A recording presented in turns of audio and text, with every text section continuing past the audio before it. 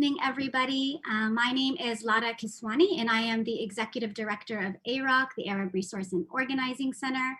On behalf of AROC, the Red Nation, and Center for Political Education, I'd like to welcome you to another edition of our Friday Night Forums.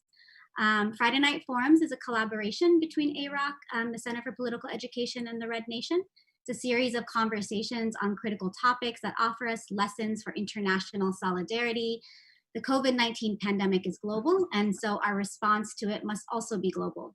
By providing anti-imperialist perspectives from around the world, we hope to offer our left movements in the United States ways to be in joint struggle with those facing the brunt of US empire, with an eye towards anti-colonial and anti-racist struggles right here on Turtle Island. Be sure to join us next week, where we will be discussing solidarity with China. We encourage those who haven't been able to register to the Zoom to let those know that we are live streamed on Facebook and on YouTube. So you can find it on AROC, CPE, and the Red Nation's Facebook, as well as the Red Nation's YouTube page, and it will be recorded and shared on their podcast. Today, we are holding our Friday Night Forum on Palestine and the blockade on Gaza on May 15th, the commemoration of Al-Nakba, the Palestinian catastrophe, that marks the creation of the settler colonial state of Israel and the ongoing expulsion and dispossession of Palestinians as we continue to fight for our right to return to our homeland. We are joined by three amazing presenters today who will bring a great deal of wisdom to this topic. In the spirit of this series, I'd like to ground this conversation on the connection with Indigenous liberation struggles, our histories of colonialism, and our commitments to internationalism. Commemorating Al-Nakba, the ongoing colonization of Palestine, resituates Palestine as a third world struggle, an anti-colonial struggle against all forms of oppression. And as we always say, if you believe in the human rights for Palestinians, in the struggle for self-determination, for people to live free of exploitation and structural violence, you cannot fight for Palestine against settler colonialism and militarism abroad without fighting its domestic manifestations, that being the violence against Black, Brown, and Indigenous people here in the United States.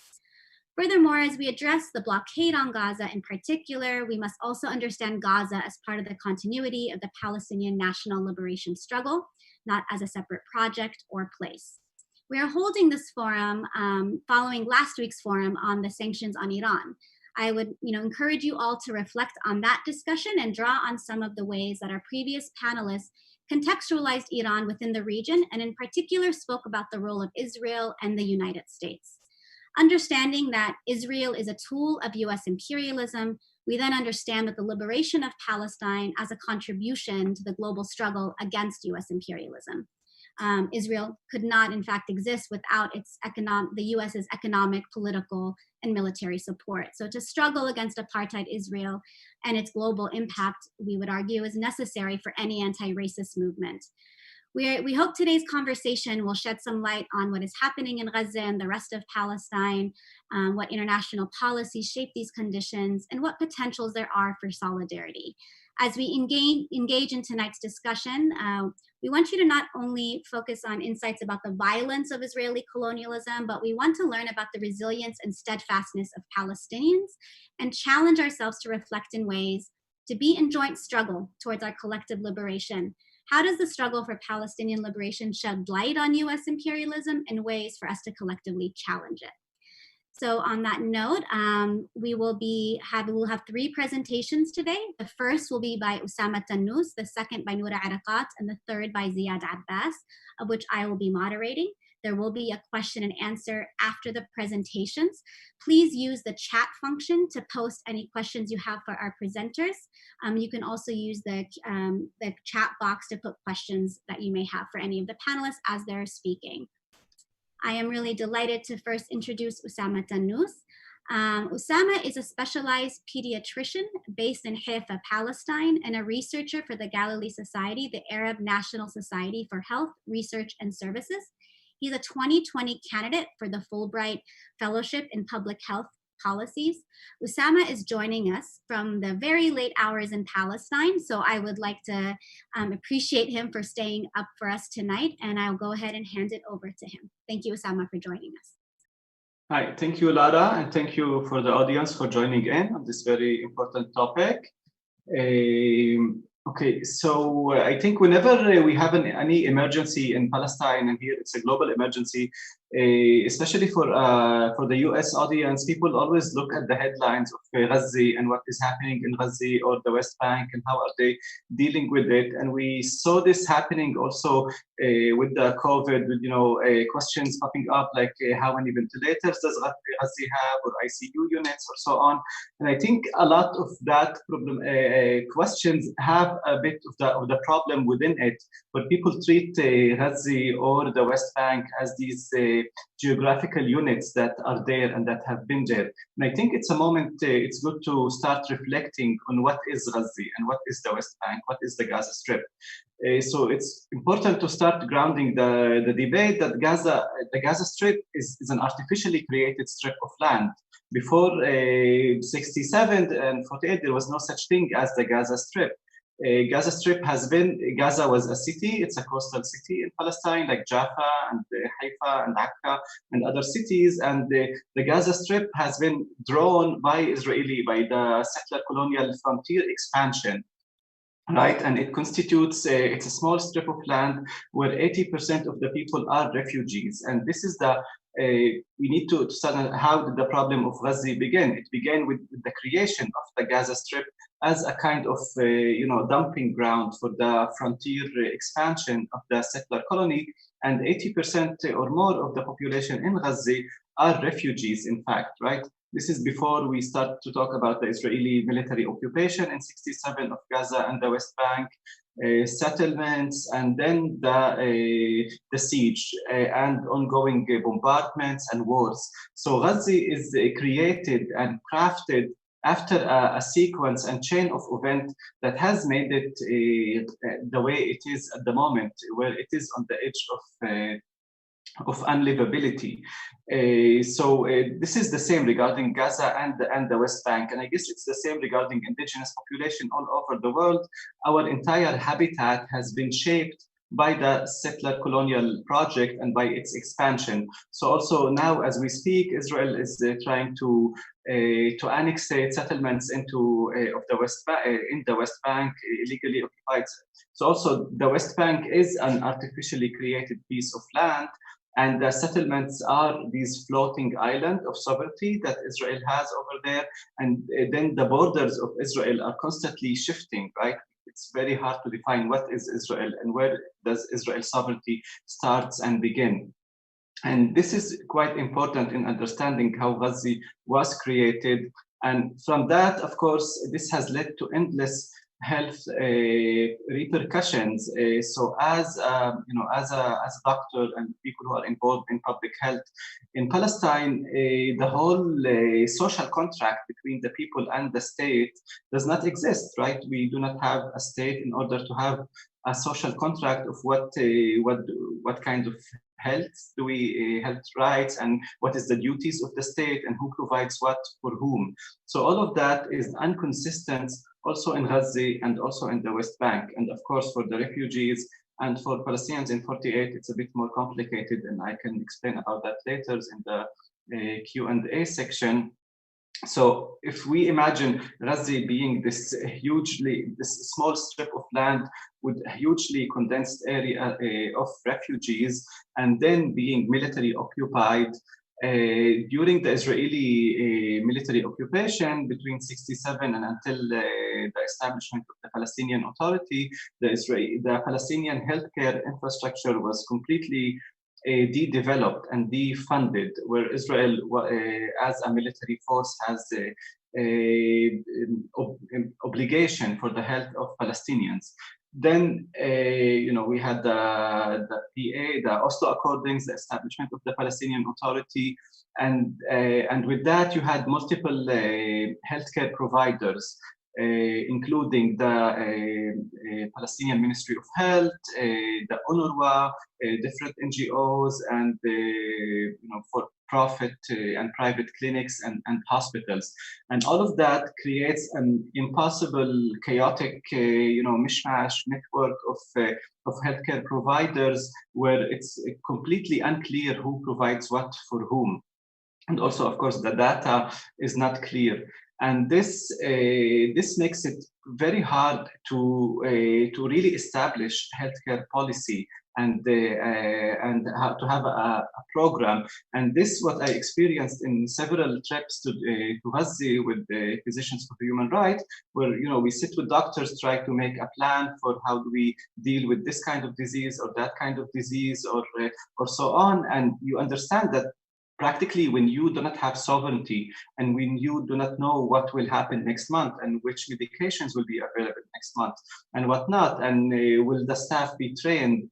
So all of that lack of sovereignty, lack of political governance over your own land, and of course an unbearable and hermetic siege that controls what gets in and out in terms of also food, but also staff and medications and equipment. And if an equipment is broken, who will repair it, and so on. So even before the whole COVID-19, you had a very fragile healthcare system in Gaza that is just the product of endless settler colonial violences that has completely shaped the health and disabilities and diseases and death of Palestinians. And of course,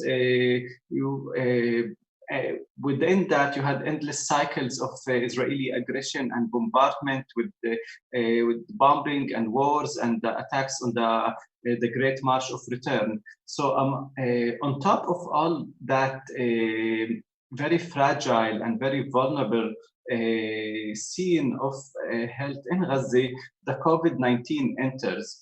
And it enters right exactly to re-emphasize how dependent and how captive the Palestinian community is in Gaza, the West Bank, and in other places as well, the refugees. So then questions start rising about how many ventilators Gaza have, who will get ventilators, and how will we get ventilators in, and how many testing kits Israel will enter into Gaza, and if it does, is it a sign of good neighboring? And you have these ridiculous headlines of Israel helping Gaza to combat COVID-19 and so on. But that again recreates this whole dependency where you are merely a surplus population. Gaza is just there waiting in the waiting room. It is not a political actor. It does not have sovereignty. It cannot act. It cannot plan. It cannot import or export anything, and among that, it becomes to be seen as a humanitarian case, as something that is unfortunate, where people are poor and need donations and so on, as if it's a product of an earthquake or a natural disaster. And here, I think it's very important to completely dismantle this humanitarian narrative of Gaza being, poor. It is poor, of course, and it is unfortunate, but it is so because of political factors. And the healthcare of Palestinians, whether in Gaza and other places, is intimately linked to their political status, and the solution is also a political solution. Right, so as we saw people calling for the left of sanctions on Iran or Venezuela or Cuba, the same should apply to Gaza. The overall solution to the healthcare status in Gaza is the lifting of the siege, lifting of the blockade, and ultimately the right of return, right, to deconstruct Gaza as the Gaza Strip as a geographical entity that has been created by these colonial frontier expansion. So I think it's quite important to frame that in such area, in such framework of Gaza as a product of colonial policies, of the solution being political in every case, and when doing advocacy work, of course, in the immediate term, it is important to talk about entering medical equipment and ventilators and testing kits into Gaza, but to re-emphasize why people need to have such a huge effort in helping Gaza, and why Gaza has become dependent, and why is it why life there is so quite captive, I would say. And Another thing that we as Palestinians found a bit sarcastic, I would say here, is with the COVID, people starting looking at Ghazi fully alarmed and counting how much death will Ghazi have, how many people will be infected, how many people will die. And I think it's it's a bit similar places have had that. After COVID, but it seems as if there's this new concerns with the death of Palestinians, with the suffering of Palestinians in Gaza, and especially with the COVID, which is a kind of theatrical death that everyone is counting by the day how many people have died and how many have recovered and survived. We need to remember that in the background of all of this, people die continuously in Gaza for reasons that are avoidable and unnecessary completely, whether it's dying from Israeli military aggression, direct bombing and killing and shooting on the marshes of Luton, but also due to the entire situation where people die from diabetes and heart diseases and hypertension and infections because you do not have enough sanitation and hygiene and water, and you have an incredible amount of poverty and unemployment and depression and frustration and whatnot. So there is a slow death that is there in Gaza and that is killing people by the moment and by the day, that is not counted, that is not registered, that is not in these updated figures.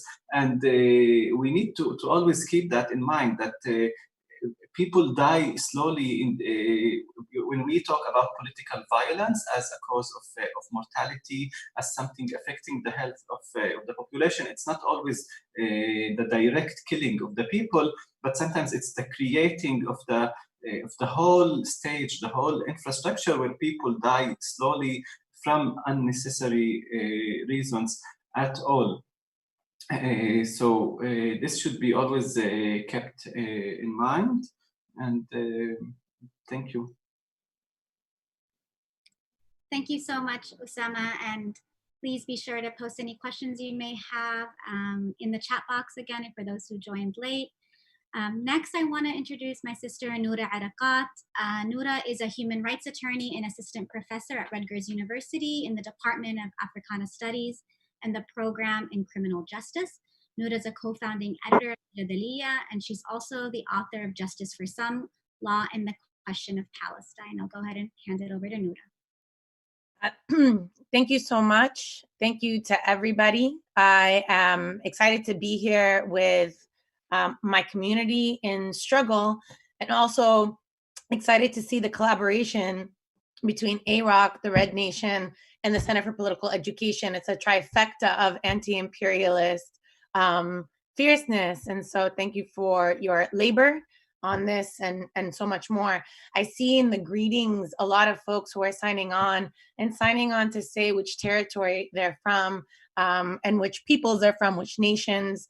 And so I just want to start by saying, because today we're commemorating 72 years of forced exile. We're commemorating the steady and systematic removal of Palestinians, and what Palestinians understand to be an ongoing Nakba that has not just ended when, after May 15th, 1948, but began much before it and continues to this day.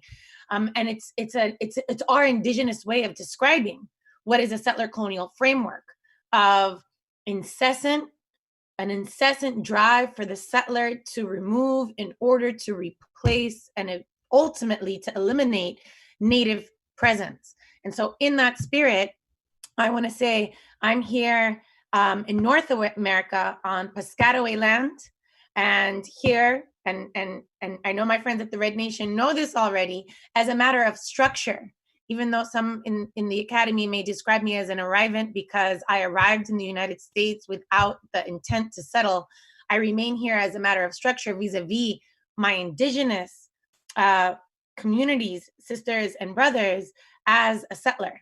I am beholden to U.S. settler sovereignty. I follow those laws. I'm accountable in that way. And in that way, I remain vis-a-vis our native communities, a settler, despite my commitment to settler decolonization and for our collective liberation. Why start there? Why start there when we're talking about Palestine? Because in so many ways, the idea of settler colonization is not just as an academic analytic in order to understand this and to better explain what Israel does, but it's also to show the unexceptional nature of Israel's ongoing elimination of Palestinian bodies. And that is a continuum across all settler colonies. And so when we hold that together, it both de-exceptionalizes the question of Palestine and simultaneously makes us stronger for being in commitment with the salt of this earth. We are the many. We are the many against the few. And so let me start there and bring it back to Gaza. What happens when we talk about Gaza using a settler colonial framework? And how is this actually work that we must do in order to understand the strangulation, the numbers? Osama pointed out to us the almost insanity of just count of the death tolls. You know, there's figures. The UN clamors amongst itself because they can't find the appropriate vocabulary to describe the extent of devastation and destruction in Gaza. So they've gone from describing it as an acute crisis to a catastrophe. And it's this, it's this thing over language and vocabulary because it exceeds our imagination of how is it that we understand. And more than how is it that we understand this devastation, the question I constantly ask myself, how has this been tolerated in the international community? Not only tolerated, but excused and justified. And that's where settler colonialism helps us rehabilitate Gaza into this broader Palestinian struggle in ways that is a counterweight to efforts to separate Gaza. The effort to separate Gaza from the rest of the question of Palestine, it has roots and has a history that has worked in order to make Gaza exceptional, different than. It's a security problem. It's a national security problem. So even liberal Zionists who are intent on establishing a Palestinian state will insist that what Israel does in the West Bank and including East Jerusalem as occupation, right? But then we'll say, but wait, Gaza is different. And it's different because of Hamas. And it's different because of rockets. And it's different because of suicide bombers. And it's different because of the threat. And what I want to try to do is use a settler colonial framework in order to unpack that security narrative, which is a very deliberate effort used in order precisely to make us numb to the amount of devastation and violence that's inflicted on people in Gaza every day. So I'll start by, let's start from the security framework itself, right? You can't go to anybody. I remember this from a Black congressman on the Hill in our advocacy for ending the siege on Gaza and imposing sanctions on Israel for the 2009-2010 war on Gaza. And this Black and one of the appeals was, this is a liberation struggle, much like Black liberation struggle in the United States. And this was a Muslim congressman, so I'm just stopping short of saying his name, who then responds and says, but the difference is that no Black civil rights leaders ever launched a rocket onto white Americans. So that even amongst our allies, that security narrative suffocates us and sucks the air out of the room so that we can't talk about this meaningfully. How is this security narrative constructed? Part of it historically is the fact that after 1967, Gaza falls under Egyptian administration, to be distinguished from Jordanian administration of the West Bank. Jordan has, since before 1948, had an intent and a desire to incorporate the West Bank into its under Jordanian sovereignty, and that would be the East Bank of it was Jordan. The West Bank was west bank of the Jordan River. their intent in order to incorporate the West Bank also drove a policy of quelling and preventing, being part of the security apparatus that prevented Palestinian resistance in the West Bank, in contrast to Gaza, where there was a free flow of arms, where there was at least rhetorically support for Egyptian resistance, even though that wasn't necessarily a meaningful resistance. And we see, and you can ask me in the Q&A about this, but the shift from, for example, Gamal Abdel Nasser's oversight of Gaza to Anwar al-Sadat's oversight, and how that shifts. But beginning there, we see that it's always been, in what I've said before, a hotbed of resistance. It is known, as Jean-Pierre Fallou has described, the menace for Israel, Israel's menace and its phantom. And we saw that very clearly at the beginning of what becomes the Palestinian-Israeli peace talks in Oslo, where in preparation for peace, Israel builds its first perimeter, its first border fence around Gaza in 1993. Not in 2006, when we first see the siege and the naval blockade imposed, and then 2007, when it tightens. But in 1993, there was a perimeter that was built around it. And it was securitized very early on. Gaza was a menace for the outright resistance that we see from it, but it was also a menace because, as Osama mentioned, 80% of its 2 million person population, actually, right, 80% of that population are refugees. And so the securitization is not just one that's responsive to an actual security threat, but it's a settler anxiety over the presence of refugees whose mere presence threatens Israel's settler mythologies around its permanence, that they are Jewish people are indigenous to this land. The 2,000 years that they weren't in Palestine was a blip. And in order to establish themselves as natives of the land, as part of the settler colonial project, is to remove and erase Palestinians, not only physically, but also metaphysically, in our imagination, in their presence, in their numbers. And nothing elicits more settler anxiety than the presence of the Palestinian refugee, who has always demanded a right to return home. And 2/3 of those refugees are in the Gaza Strip, which is only 365 square miles. And so take the settler anxiety, and we see echoes of this throughout history. We see the first time Israel tries to occupy Gaza is in 1956 and is forced to withdraw because of Dwight D. Eisenhower. The US president was opposed to the first Israeli occupation in 56.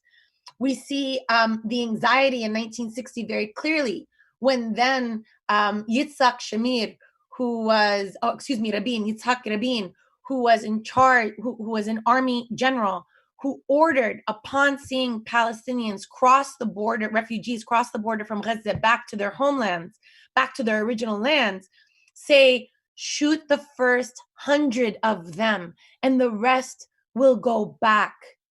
This was about preventing their presence. And it wasn't just about the refugees who were trying to return. It was also about the Palestinians who remained upon the establishment of Israel yesterday, on May 14th, 1948. Upon its establishment, the first act of the Israeli government was to impose the emergency regime that was first enacted by the British colonial power under the mandate to squash the Palestinian Great Revolt from 36 to 39. They adopted that and imposed it upon the Palestinian citizens of Israel in order to continue settlement within the state. So the existential threat to Israel is not merely from the refugees and those who are exiled and trying to return, but those like Osama, right, who are still there, who threaten their presence and who are governed through an emergency regime. Now, combine that settler anxiety vis-a-vis the refugee together with the anxiety over Hamas specifically. And so here, let's just debunk a few myths. Number one, Hamas wasn't established until 1987, in the beginning of the what's known as the First Palestinian Intifada, basically 5 years after the PLO's expulsion from Beirut and transplant into, exile into Tripoli, into Tunis. We see the Intifada begin in the occupied territories. Hamas establishes itself then in 87. And in its first armed attack, it captures 2 Israeli soldiers in order to enhance its negotiating leverage to release Palestinian prisoners. And when Israel refuses to negotiate with them, it kills those 2 soldiers, right? Hamas didn't, but Israel was occupying Gaza since 67 and tried in 56, right? And Hamas doesn't emerge until 1987 and doesn't launch its first rocket until 1994 in the aftermath of the Ibrahimi Mosque massacre in Hebron, in El Khalil, right? But we see them notice this threat from Gaza that they can't control, and the securitization and the desire not only to securitize Gaza because of Hamas, but also to establish Gaza itself as the future Palestinian state. And we see Shimon Peres say as much in the course of negotiations, that the vision was that Gaza would become the Palestinian state and that the West Bank would have some other arrangement, because Israel came to see the Gaza Strip as a cancer because they couldn't control it, but wanted to keep the West Bank. And we see that they want to keep the West Bank now very explicitly. They're about to annex the territory, although they're steadily continuing to remove the Palestinians from there. So those 2 things together, the settler anxiety over refugees, as well as what the discourse around Hamas and the securitization of Hamas, we see that develop together to create the security narrative that has made it almost impossible for us to talk about Gaza without being, stunned into silence because of, I can't even say the word Hamas on the phone because it immediately becomes a national security issue. And I have to correct myself. It was the first suicide bombing from Gaza in 1994. The first rocket attack from Gaza into over the militarized fence. Israel hasn't declared its borders. Doesn't happen until 2001 in the aftermath of Israel's first explicit extrajudicial assassination of Palestinian military leaders, and specifically military and political leaders, and specifically Hamas political leaders. All right, so now fast forward to today. In 2018, 2 years ago, Palestinians in Gaza launched the Great March of Return on this day, specifically to accentuate that they live across a militarized perimeter and are unable to return home. That this was about Native presence and resisting Native elimination. And even before those protests started, Israel's military establishment said that they would use snipers. The foreign minister at the time, Avigdor Lieberman, said that there would be no investigations at all. And this is before the protests started. And on the first day of the protest, 14 Palestinians were killed within a month by snipers. Within a month, the Israeli Supreme Court declared that these mass protests, basically these thousands of Gandhis, were Hamas's new weapon. So that even these civil and nonviolent protests that were being waged, the greatest threat in terms of military terms would have been flaming kites, right? That were flying over the perimeter, flaming kites, burning tires, possibly rocks. And the Supreme Court declared all of those things as constituting the next phase of an existential crisis and threat to Israel, and declared those things as these popular protests that Palestinians are using as Hamas's new weapons in a way that completely erases Palestinian agency. So that even when we protest under the strictest, most racist terms of having to protest, right, in nonviolent means, and I want to emphasize here that Palestinians have the right under international law to use armed force. They fought for that right. They got it in 1977. in the first additional protocols.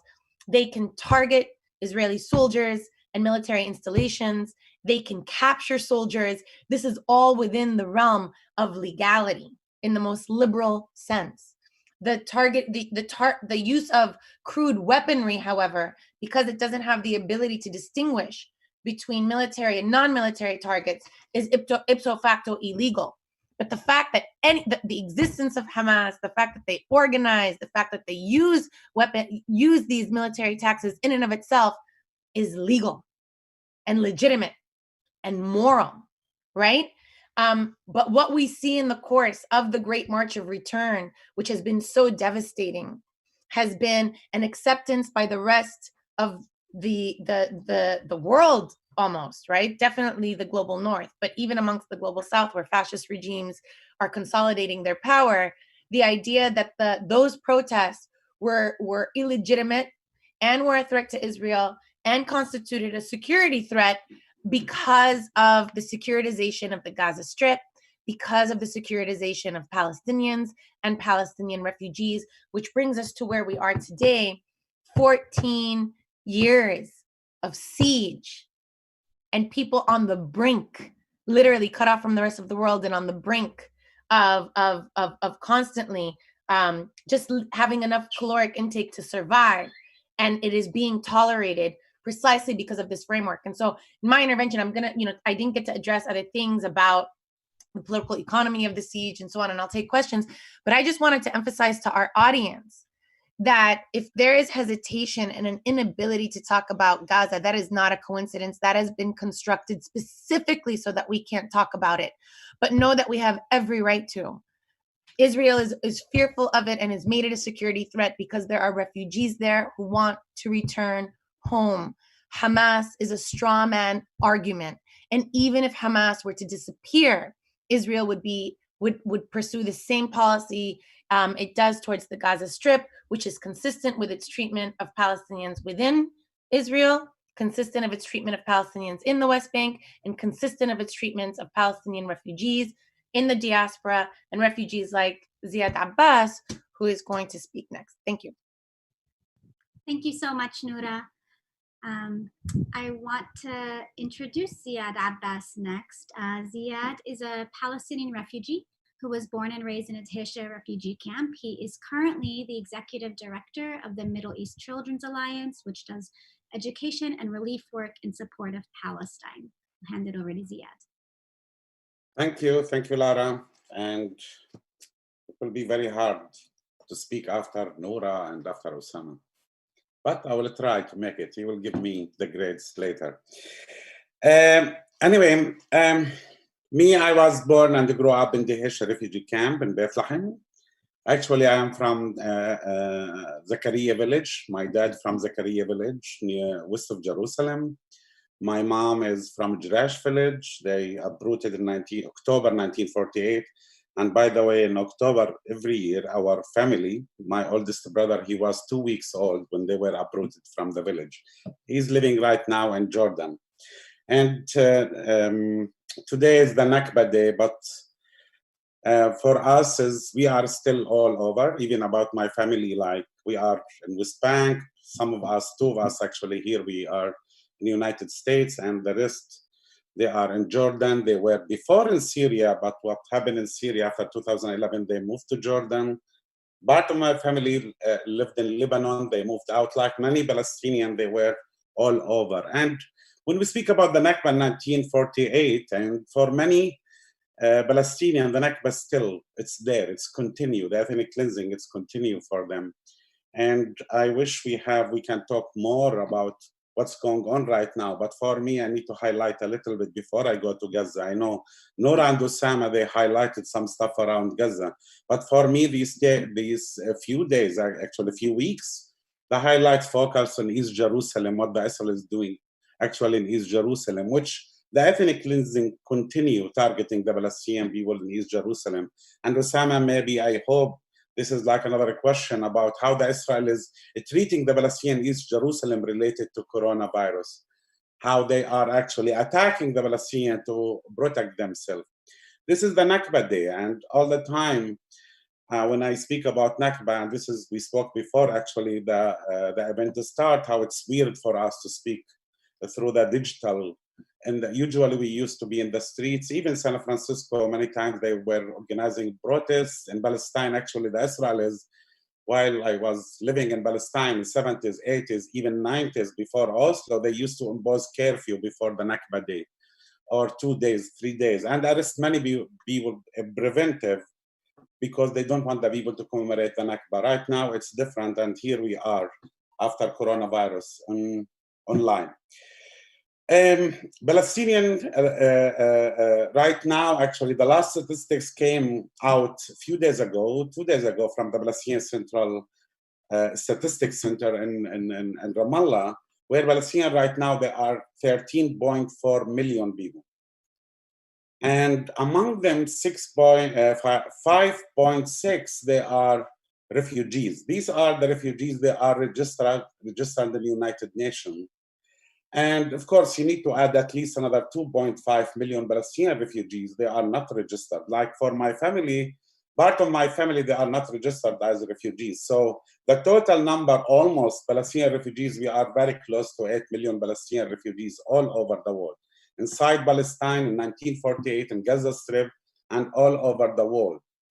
And the 5.6 actually million Palestinian refugees, they are distributed everywhere. Only 28% of them living in refugee camps, in 58 refugee camps all over. Like, for example, in West Bank, we have 19 refugee camps. In Gaza Strip, we have only 8 refugee camps. And the rest, it's in Syria and Lebanon and Jordan.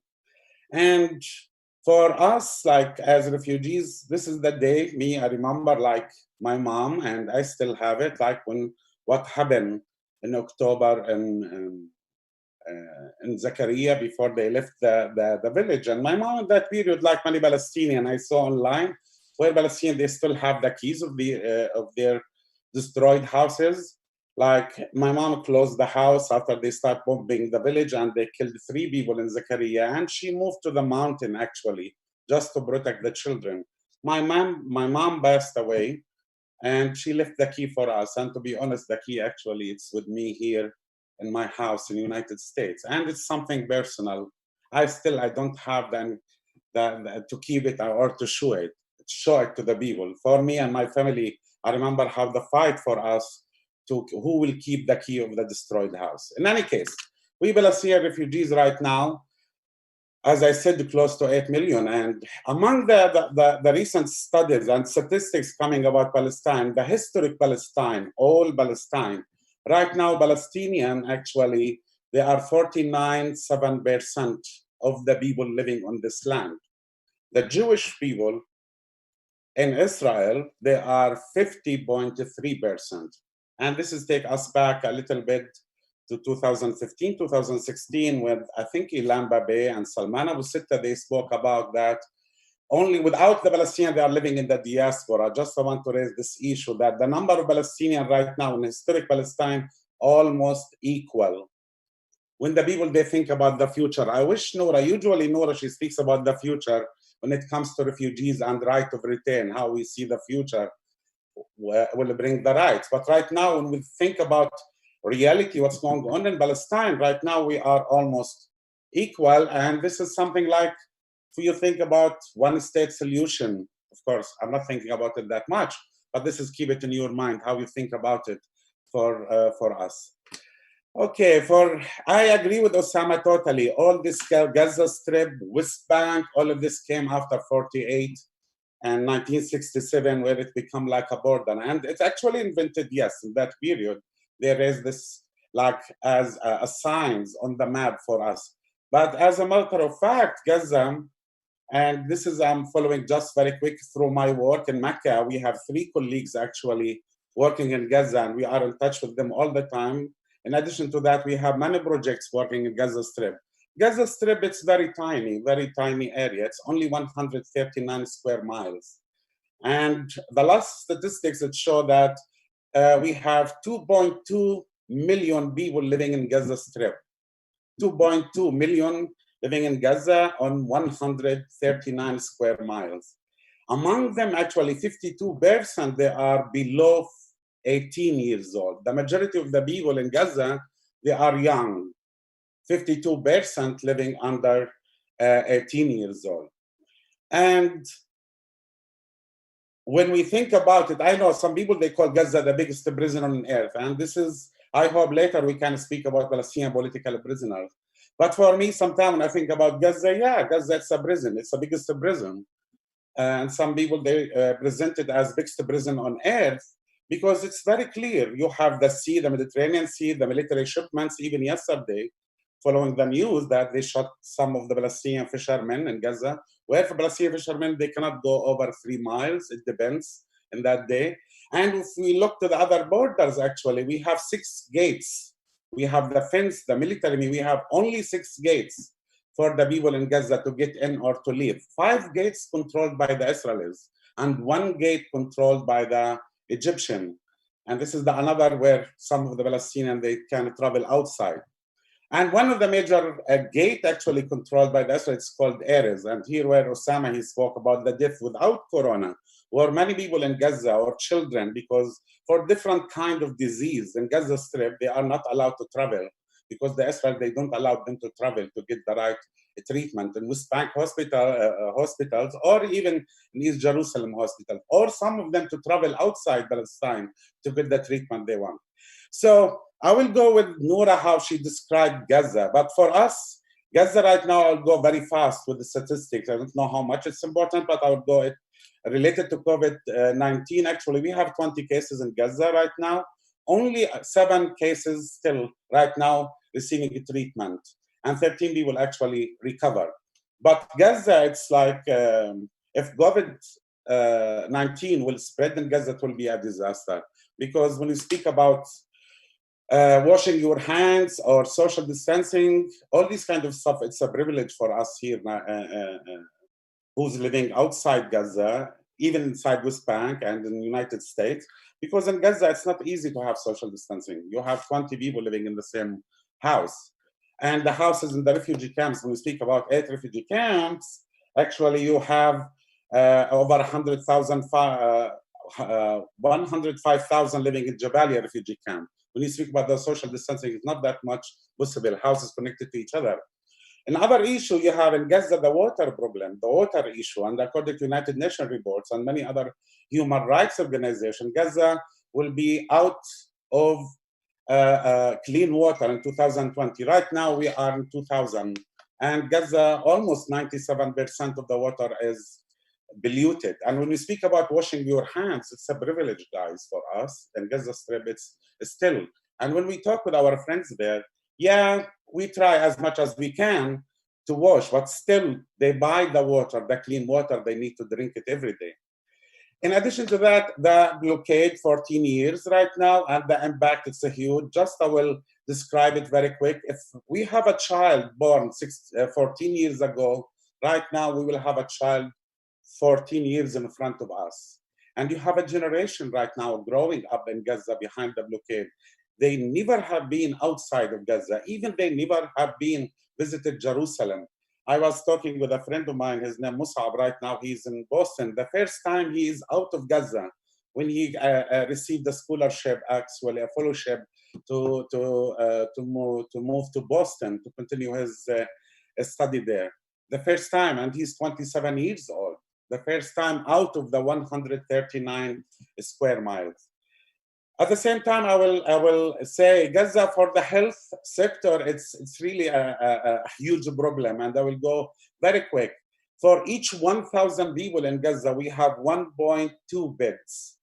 Only 1.2 bed for each 1,000 person in Gaza. This is without Corona. If we speak about Corona, Gaza cannot handle 100, 150 cases if they will have it in Gaza.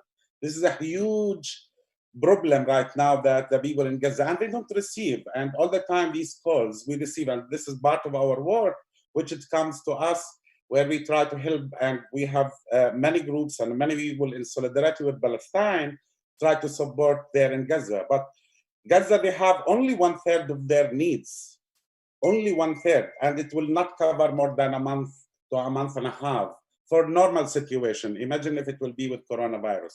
I don't want to just victimize, but what I learned actually through my job and through my experience, Gaza is a teacher now. They are teaching us when we speak about sumud and how we challenge, and they are teaching everyone, and their struggle actually all over the world. I know Noura, she spoke about Gaza and the first intifada and all when Hamas started, etc. But I want to take the people, even during the war in Vietnam, when the people, the Vietnamese, they were fighting against, Gaza was controlled by the Palestinian fighters during the night. During the day, it was controlled between 1967 and 1972.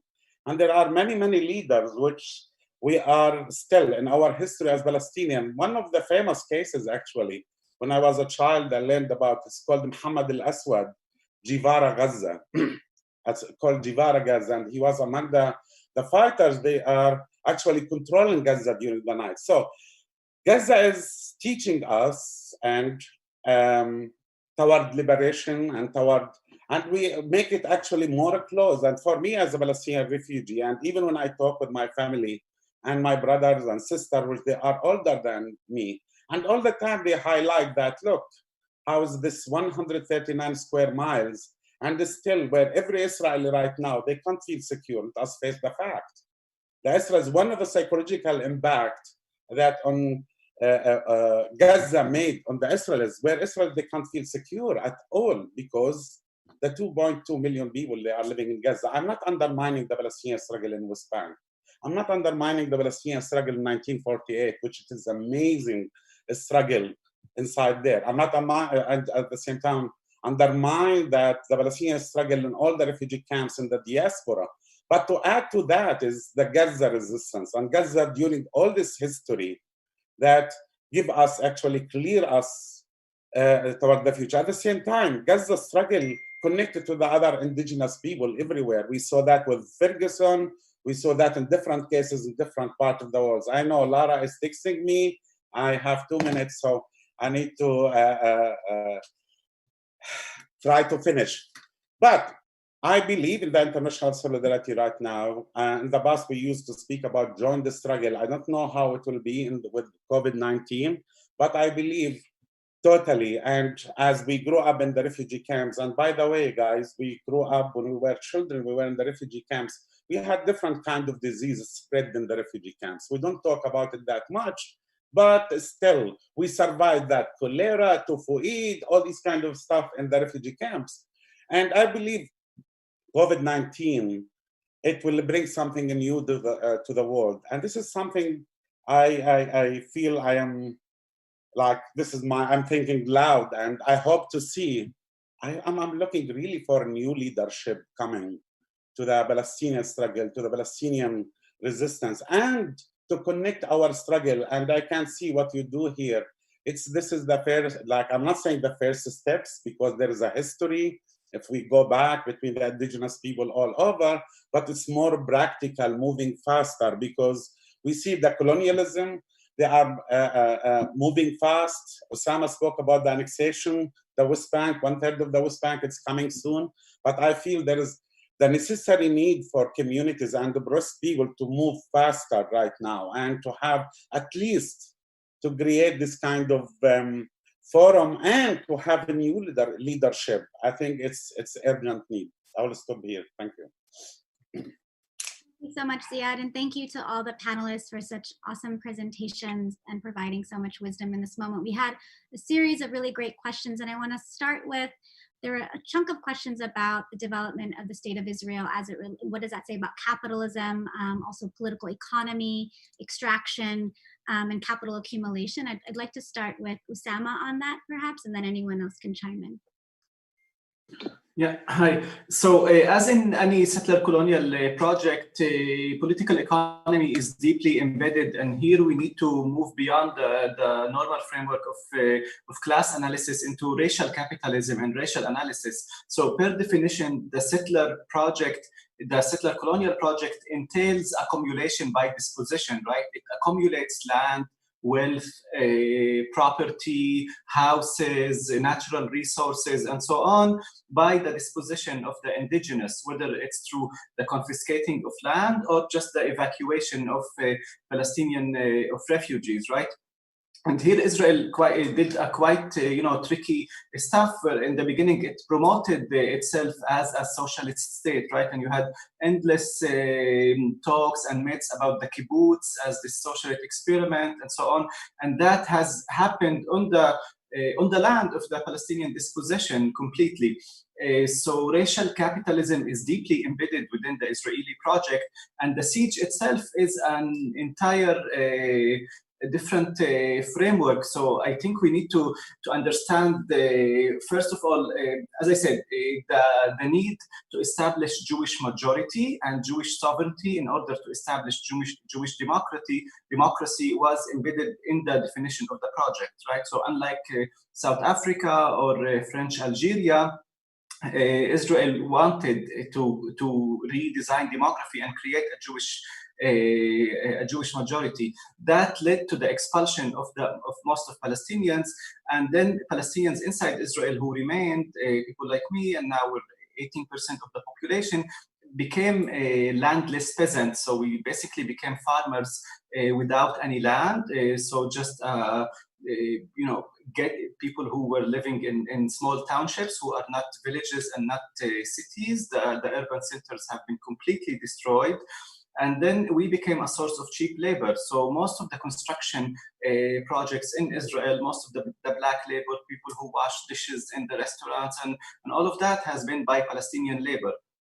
After 1967, after the occupation of the West Bank and Gaza, Palestinians in the West Bank and Gaza became a source of cheap labor also for Israelis. So actually people who truly constructed Israel in terms of really the stone workers and people who were craftsmen were the Palestinians who had no other job. So they became a captive market. They need to consume Israeli product and recirculate Israeli capital, and also become cheap labor. And we saw that deeply embedded with the coronavirus, where Israel needs the Palestinian workers. So it had a special permit of entering workers from the West Bank into Israel to continue with the construction. And then whenever someone would have fever or start coughing or so on, he would just immediately be thrown back into the West Bank, exactly like an animal. So it is a project that deeply depends on the capital and labor of the indigenous, and I think in the early stages there was a heavy dependency on Palestinians for more rough labors. But again, unlike apartheid South Africa, that was heavily dependent on black labor also for mining industries.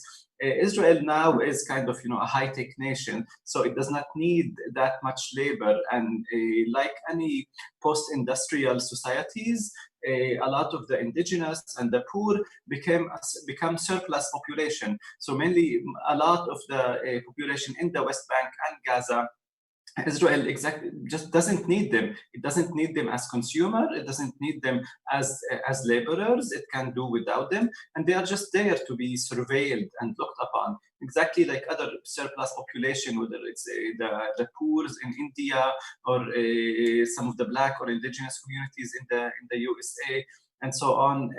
So different. Politics engineer this surplusness of a population by the capital. You have this intersection of capitalism, neoliberal market, militarization, and racial superiority, where many people are simply not needed. And this is also what leads to them being ungrievable when they die, right? When people die in Gaza, they're by the imperial and colonial logic, they are ungrievable, and they also become a source of donation, of pity, of charity, and so on. So poverty and racialized poverty is deeply engineered within the settler project. Can I add to that? Is that a yes? Go ahead. So I think everything Osama said is right on point, and it's important here to think about, capital accumulation, accumulation by dispossession in racialized terms, so that we understand them as redundant. As we say racial capitalism, I want to build on it by also answering somebody else's question and how these go hand in hand in terms of the confiscation of land and the security regime that facilitates that confiscation. Somebody, I'm sorry, I can't remember. I just saw it, but it was a question about, can you explain how the emergency regulations imposed upon the Palestinian citizens of Israel? And by the way, they weren't citizens for 4 years.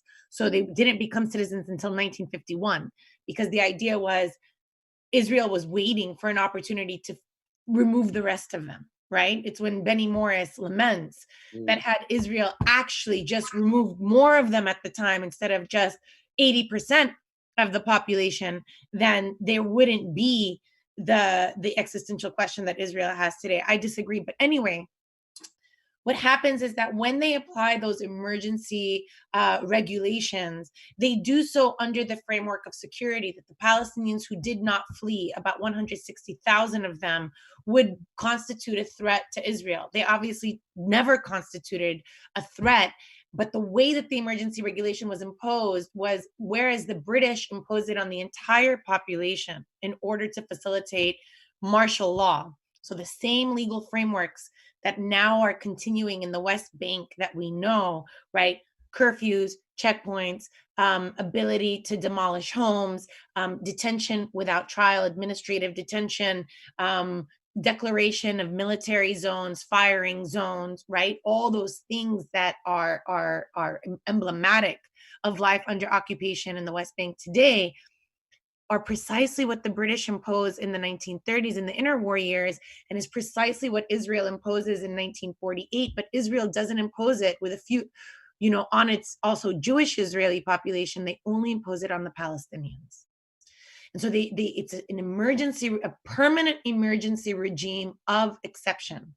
And a year into it, in 1949, Ben Gurion had a military commission to assess whether or not the Palestinian population indeed threatened Israel from within. And the military assessment was they don't.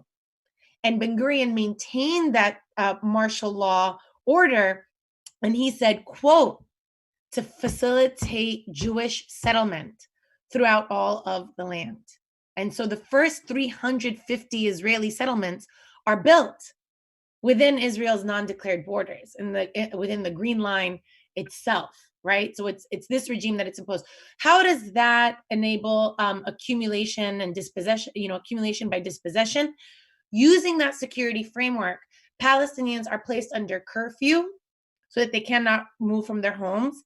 They can be removed at will, as they were. As we see, about 19 different Palestinian tribes are forcibly removed and placed in the south, in the Naqab or the Negev desert, in what we know as the Sayigh area or the enclosed area, who are now threatened with another round of displacement and removal. It's used in order to distinguish Palestinians who have some papers. Each Palestinians who remained were given papers in order to distinguish, without citizenship, in order to distinguish them from the Palestinians who tried to return, also known as returnees. But if you didn't have that paperwork, you were considered, you had a criminal status of infiltrator. And that criminal status, even if you were always there, just never got registered and never got your papers, marked you as someone who could be killed with impunity. And we saw that very clearly in the 1956 massacre of Kufr Qasim, where Palestinian laborers who were attempting to return to their homes after curfew were shot dead under this framework and without accountability. And it's this military legal regime that enables Israel to confiscate the majority, almost 98% of Palestinian lands that come under state ownership between 1948 and 1966. Notably, why those years specifically? 1966 is the year that Israel lifts its martial law regime from the Palestinians within Israel. It then places it on the Palestinians in the West Bank and Gaza. But to this day, it maintains its emergency regime, which has never ended. Thank you, Noura. I wonder if you could also expand. There were a few questions about resistance in Palestine. You did speak about Hamas and security, and also many are asking about the different ways in which, what are the potential possibilities of resistance in Palestine given the military strength of the state of Israel, and also some differences or distinctions between things like Hamas and Hezbollah. If you could just comment on that for a second. Yes, but can you clarify what was the middle question about Hamas and Israel? I'm sorry. I got the last question. That you commented on Hamas and security and the ways in which the state of Israel relates to Hamas. If you could also expand that to just the question of resistance and also different resistance forces in the region. Okay, so in terms of the, again, I want to emphasize, and I have a small project called Gaza in Context, where we include, for teaching modules, a bibliography of 110 entries about Gaza to rehabilitate it within a settler colonial framework, as well as a 20-minute documentary where I state at least 3 times, Israel does not have a Hamas problem. Israel has a Palestine problem. Hamas is a strawman argument for Israel. Today, Hamas is actually, because of its efficacy in governance and its explicit collaboration with Israel, is precisely what's managing the security for Israel in the Gaza Strip. Under explicit collaboration, they need one another. Hamas and Israel are actually benefiting from one another politically.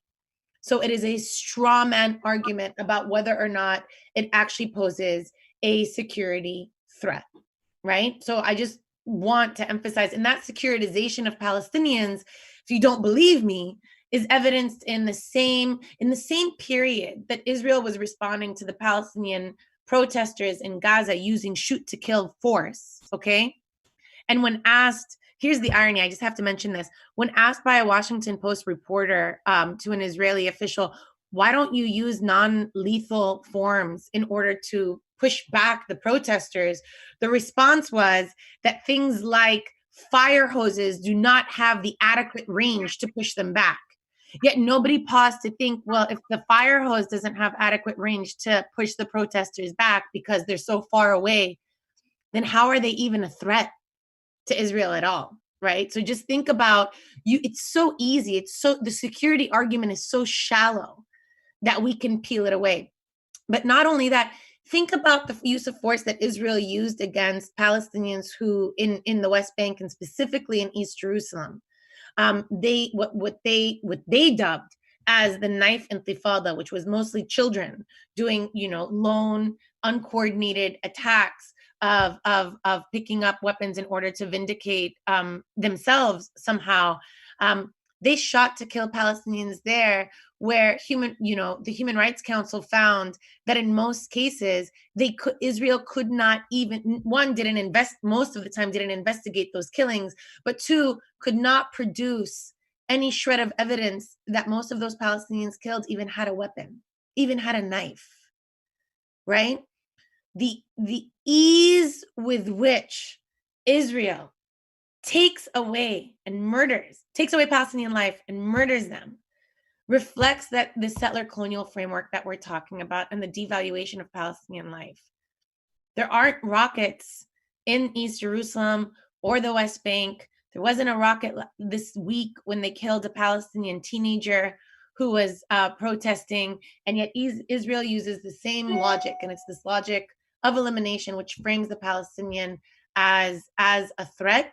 And so Palestinians who are today, specifically, primarily those who are members of Hamas and members of the Popular Front for the Liberation of Palestine, which adheres to a Marxist-Leninist tradition, are arrested for mere affiliation with the groups because of what they think. Okay, so that's that.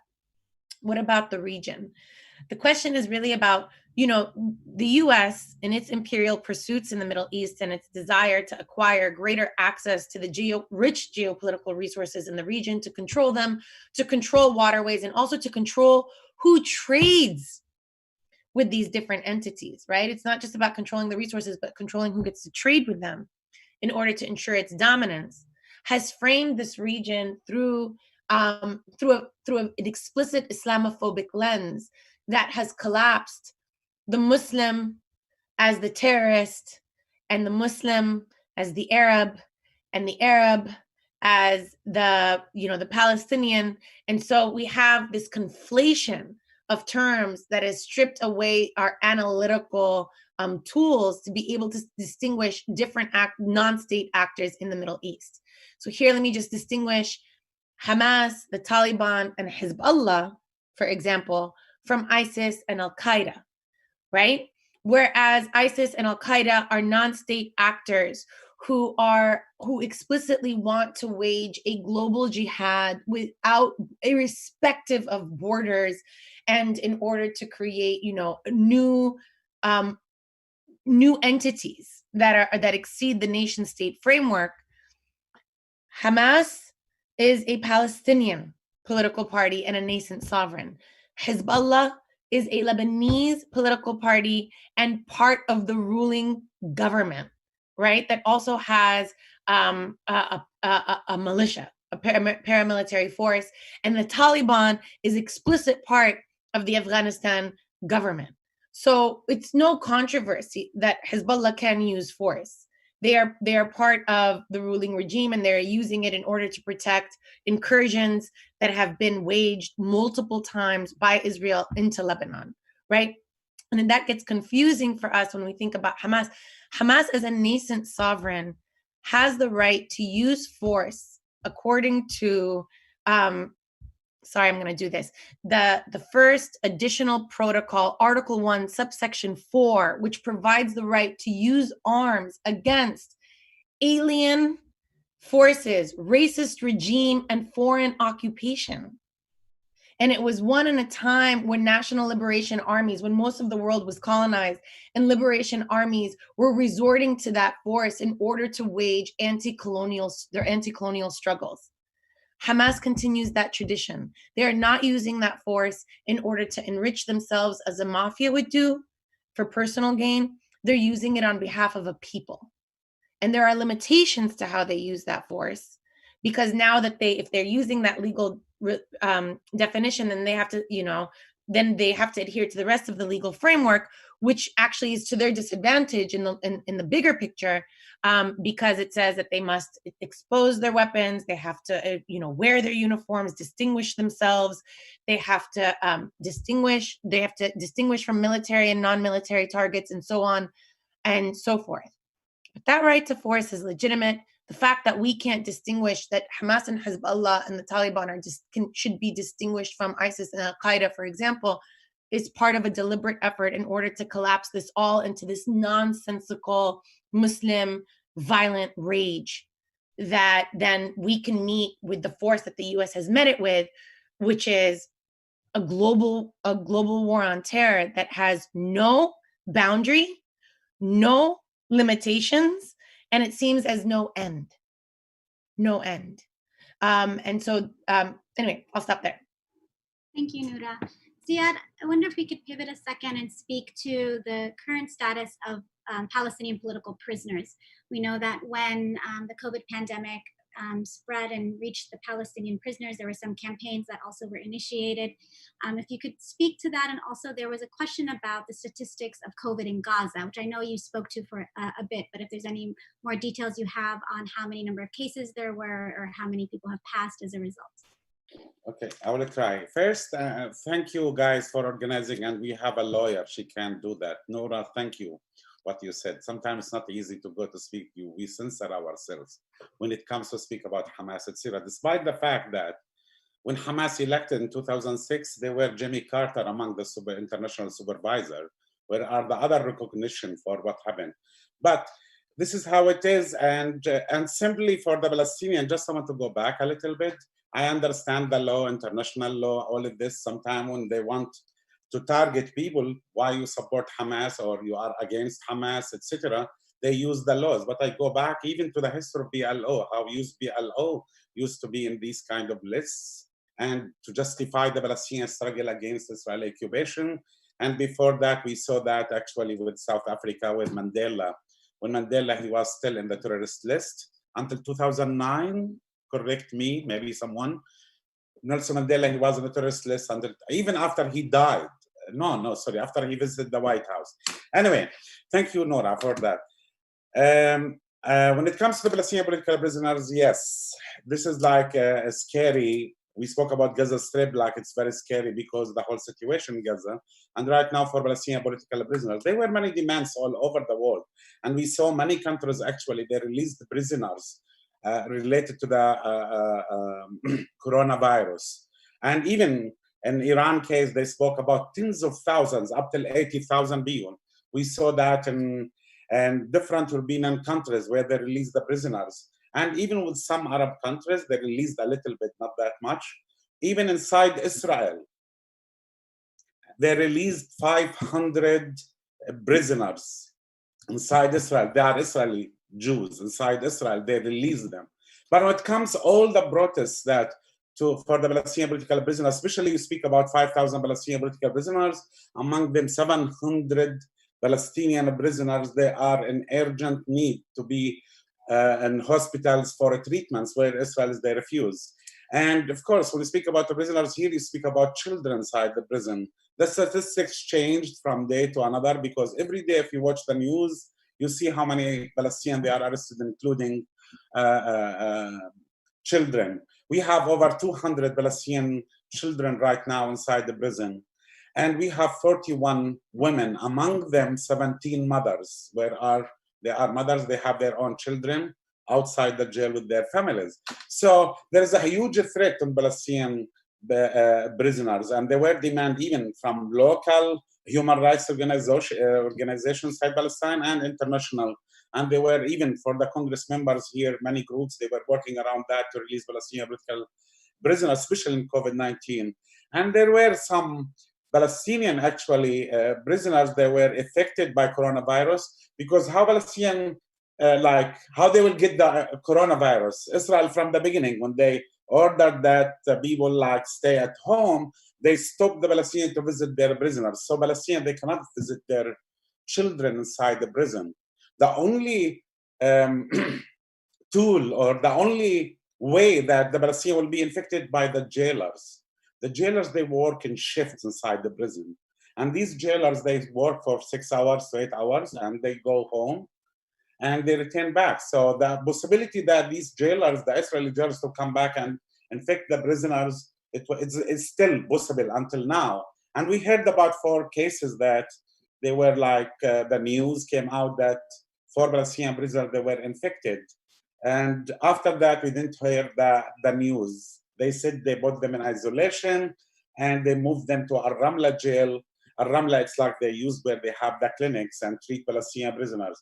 But I want to say Palestinian prisoners, they will not with all these years. And right now, when we speak about between 1967 until now, we have over 1 million Palestinians jailed by the Israelis. Among them, tens of thousands of Palestinian prisoners, they jailed more than one time. I don't think so. The Israelis, they will even be open to the idea to release the Palestinian prisoners. And all the time, actually, the Israelis targeting Palestinian prisoners, try to destroy them, and still it's a big threat related to COVID-19. Even right now, we speak about, for example, administrative detainees, which people they are arrested, and this is part of the martial law. I think it's Noura, when we speak about the emergency laws, the British laws in 1945, the administrative detention, where we have right now 560 Palestinian political prisoners as administrative detainees. And some of these prisoners, they should leave. They should be at their homes because they are jailed for what they call it security reasons. They send them to a military court and they don't charge them. Only they charge them they impose the military order. It comes for 4 months to 6 months. After that, they expand for them and they keep them in jail. So it's a huge threat. And there are some individual Palestinian prisoners, actually, last week, they took the initiative to start a hunger strike, protesting their situation. And here I want to say, with the history of the Palestinian political prisoners movement, like many other movements all over the world, in South Africa and England, North Ireland, and in the United States, where prisoners sometimes they resist these kind of situations. And the main weapon that the prisoners, they use the hunger strike.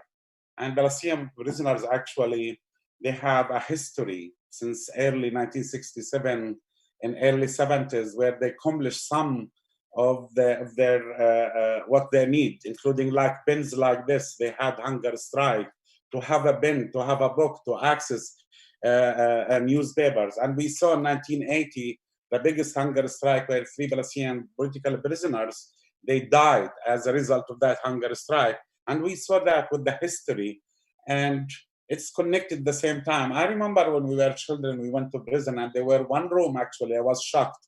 I thought it's a Palestinian Christian. I say all the time this.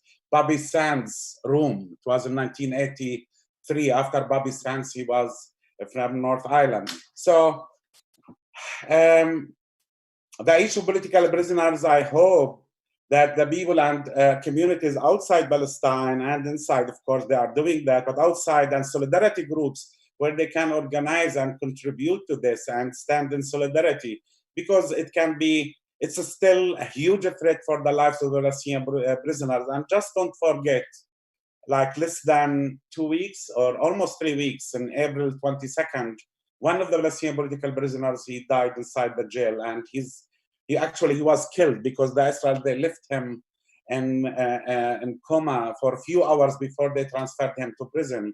And so far, we have 223 Palestinian prisoners died inside the prison. And they are facing this kind of death day by day. And right now, add to that, it's COVID-19. Thank you, Ziad.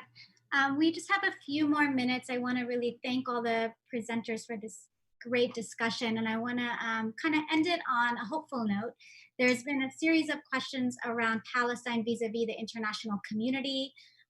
There's a question about the Declaration of the Rights of Indigenous People as an aspirational document. Why have we or haven't we used that as Palestinians as a leverage tool? And I guess I want to end with asking you all to provide us some closing comments on reflecting on the fact that in this political moment, you know, has U.S. hegemony been impacted by this COVID pandemic? And what does that offer us in terms of hope for the international community in relationship to Palestine? And if we can think of just one of the most hopeful things, or any offerings and suggestions for people to look to in terms of solidarity on the international sort of stage. And we'll just go in order of the speakers. So I'll start with Osama.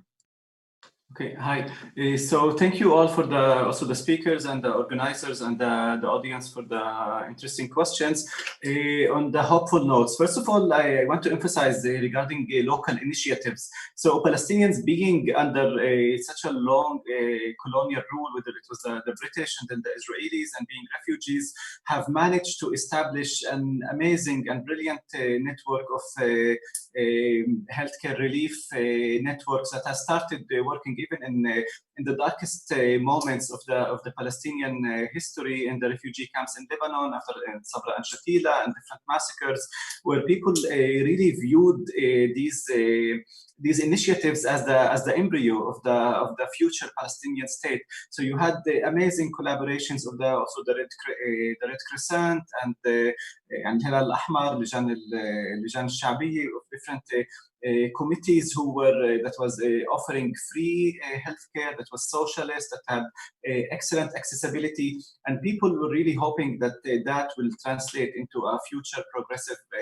state. And that has continued also with the West Bank and Gaza Strip and inside 48 area for the unrecognized villages in the south, and we saw some of that happening now in the response to the COVID. So you had shifting factories shifting their stuff from doing clothes to giving masks, and local initiatives of supporting the poor and underprivileged and so on. So wherever there is, of course, a struggle, there is hope for people uniting and working against that. Regarding solidarity, also, I think we have seen a dramatic upgrade of the discourse regarding Palestine from a charity case into truly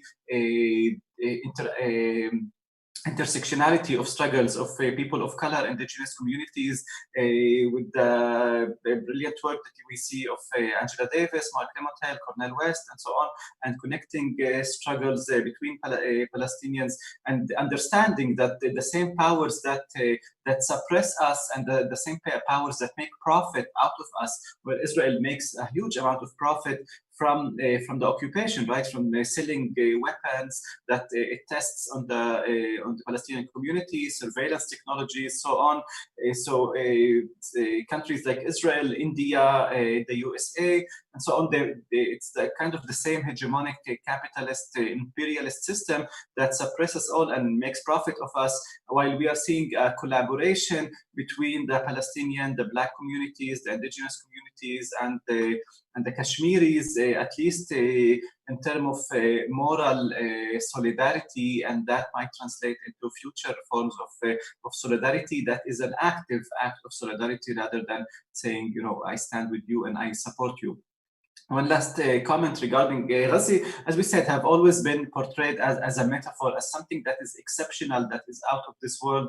And I want to re-emphasize that, first of all, it is not. Ghazi is one of the continuation of the Palestinian landscape. I was also, when I went to Ghazi for the first time, expecting to see an unlivable place like we see in the TV of Yemen or Aleppo or so on.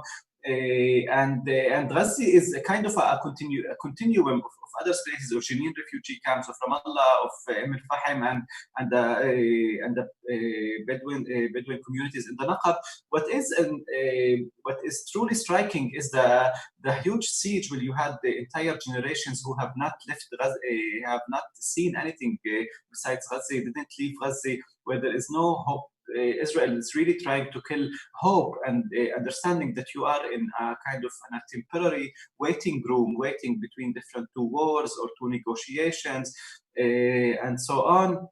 And I think we should move away from this dramatic media representation of what is livable and what is unlivable. It's not like people are dying in the street and falling apart, but people die slowly and silently because of the lack of hope, because of the lack of opportunities, because you have no way to plan the future, right? You have no way to know what will happen in the future. And for that, Ghazi has been the source of endless Israeli fantasies, from the development fantasies of let's make a Singapore or Hong Kong in the Mediterranean, and in a way of neutralizing Ghazi from the Palestinian struggle, to let's bomb Ghazi to the Stone Age and to the Dark Ages and so on. And Ghazi has and probably will continue for a large time to be a source of endless anxieties, of colonial anxieties, and we should truly re-examine this framework of what is unlivable. Ghazi has been unlivable since day one, since the occupation. Once you are under occupation, you're unlivable, and you don't need that statistics of how much water is polluted, how much food and calories get in order to design the unlivable life. Life with no sovereignty, when you're not a political actor as a collective, is unlivable. And thank you.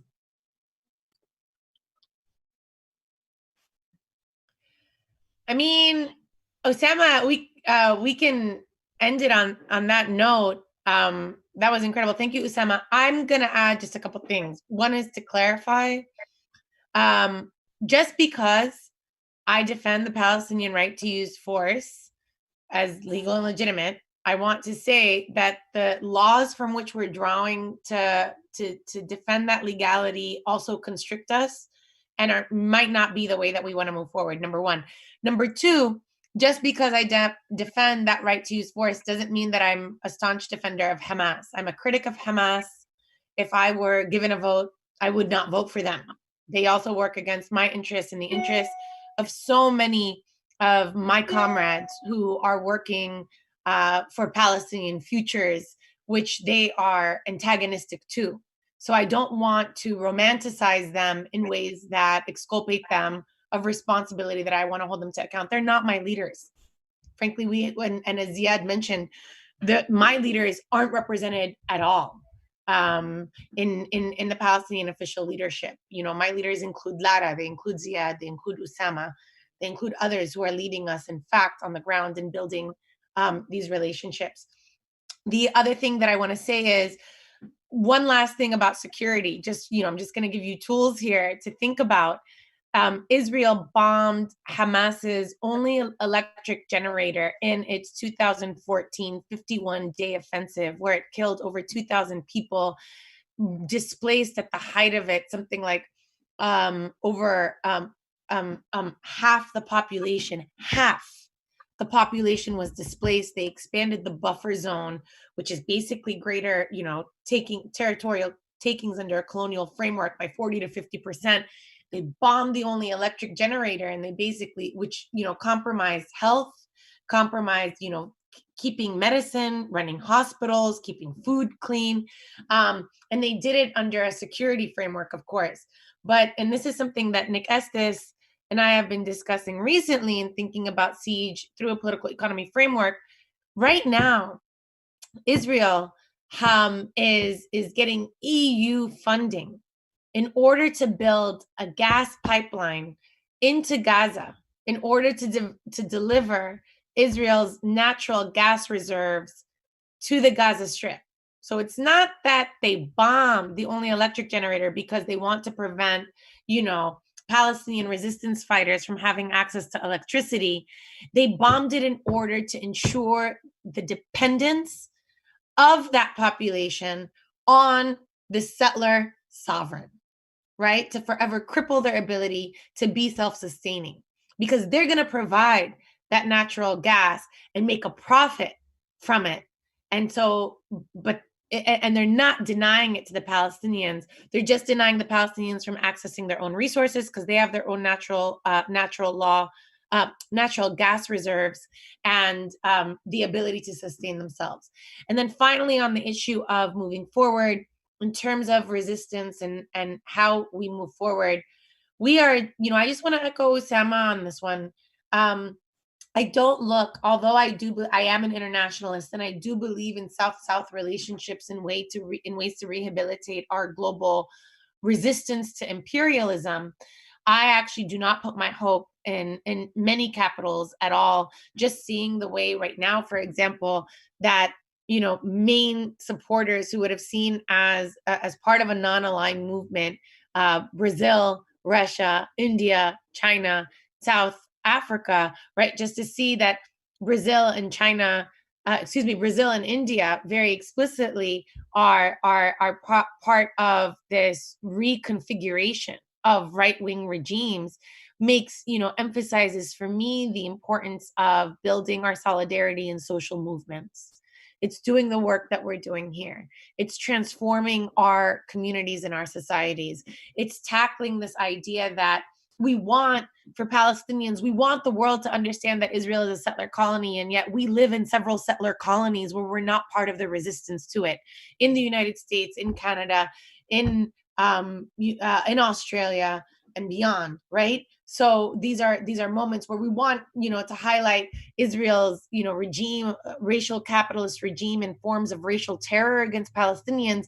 And yet at the same time, so many of our Palestinian communities and Arab American communities aspire to whiteness and the liberal promise of inclusion across different, global North metropoles, rather than standing in opposition to the forms of racial terror inflicted upon peoples that we live amongst. We have choices. We have choices to make every day. And it's the way that we make those choices is how we build that resistance. I, for one, believe that we're not living necessarily in the height of a revolutionary moment, but what we can do is continue to build the tools to be the bridge, because the moment when that catalyst for revolutionary change comes is not one that we can anticipate, but it's one that we can be prepared for.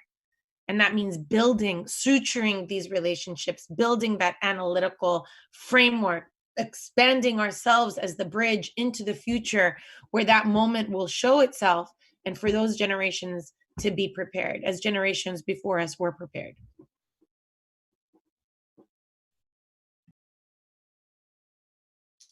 Hi, actually I forget to answer a question, the second question, Lara. Just I'll answer very quick.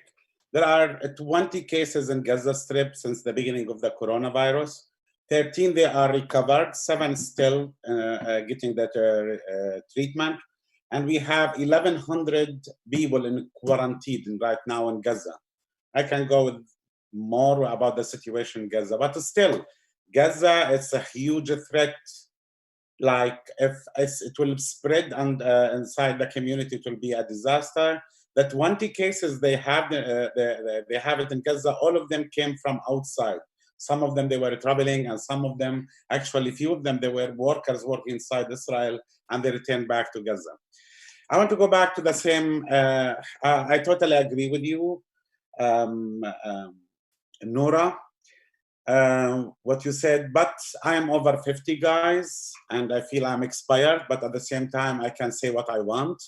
I don't care. I'm not running any election. I don't want anyone to vote for me. I am worried, actually, at the same time, like I'm very proud of certain issue activities going on, but I am worried. I feel like what happened with Palestine during our struggle, and I'm coming from a refugee camp. It was really a pioneering camp for struggle against the Israeli occupation in 70s, 80s, and even in 90s. But after Oslo, something happened, dilute the struggle inside the refugee camp. And the camp itself, we were very well connected with many international groups around the world, etc. Even these kind of relationship diluted too. And I'm worried these days because when we speak about solidarity, I feel sometimes, and this is why I can speak about it, there is a fake solidarity where we come together and we have a photo together. Oh, look, we are together. And I believe there are certain movements, and here you are, the groups organize this, the potential for us to rooted our solidarity. We need to work together to root our solidarity with each other and to be more connected, because the fake solidarity, the solidarity issue, it's connected to the class issue, guys. And depends who's leading this kind of solidarity.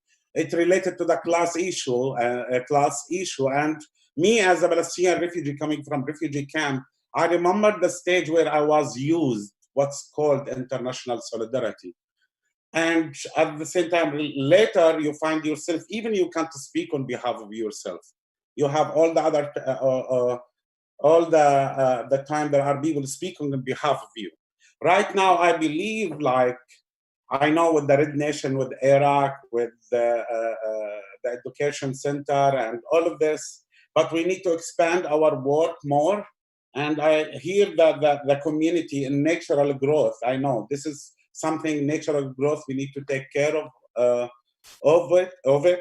At the same time, we need to protect ourselves because the fakeness sometimes come and attack, the dilute of the meaning of solidarity. And there are many other cases in the world when we speak about solidarity. And this reminds me when we were children and we were looking at the PLO, like hearing in the news, and later when we like we go back to study about that, how the Palestinian liberation movement in 70s, and it was leading among the international liberation movement. I mean Palestinians should lead, no, I'm not saying this. The collective leadership, where Lebanon, it was like you find movements coming from all Latin America, from the Kurdistan, the Kurdish people, Native American, people from United States, they were connected to that part in Lebanon. Despite all the bad side of that experience, but they were something that the international solidarity movement represented itself in the struggle and rooted in a way or another. Even in Palestine, there were many Palestinian, non-Palestinian political prisoners, among them from Japan, from Kurdistan, from different countries in the world. What I'm saying, we are doing so far, we are doing good, but we want to root it more and more. And we need to protect the solidarity, not to let the dilution. All the time we will face the dilution. We need to, the challenge with the dilution. And I will end with this. I have hope. I'm very optimistic. I can see all the time, I can see the end. And actually, to be more clear, we and the Israelis, we see the end. We as Palestinians, we see the end. I can see the dream of right of return. It's in your head. You can implement that in a practical way. I'm not thinking about it in a dream way. When I was a child, I used to dream I will come the truck, take me and drive back to my village, and where we will start maybe with the tent, build the house, blah, blah. And now I see the practical. And the Israelis, they see the end too. Our job to go fast toward the end. Their job, because they see the end. They see the future of Israel. With this oppression, how they treat the Palestinians, etc. It will not be, I don't know for how long. Even the Israeli intellectuals, they speak about that. And this is why I am very optimistic. Thank you. Thank you so much to our awesome panelists and for this great discussion on this critical day. It means a lot that we were able to hold this conversation on the commemoration of the Nakba. I want to remind people that this is one of many forums that we're holding, and that we'd ask you to follow the Center for Political Education, AROC, and the Red Nation on our Twitter and social media. That's where you'll find updates about these forums as well as recordings. Next week, we do have our May 22nd forum on China and US relations, so look out for that. And the following week is Abolition and COVID Crisis. All this information is on our social media. Thank you again for being here. If you want to share this with your friends, the recordings will be made available to you in a follow-up email. We hope you all have a good night.